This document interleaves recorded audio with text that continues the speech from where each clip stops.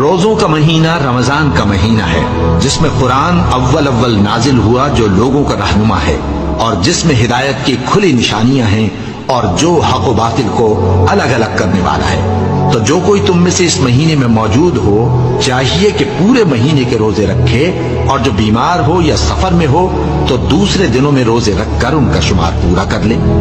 اللہ تمہارے حق میں آسانی چاہتا ہے اور سختی نہیں چاہتا، اور یہ آسانی کا حکم اس لیے دیا گیا ہے کہ تم روزوں کا شمار پورا کر لو، اور اس احسان کے بدلے کہ اللہ نے تم کو ہدایت بخشی ہے، تم اس کو بزرگی سے یاد کرو اور اس کا شکر کرو۔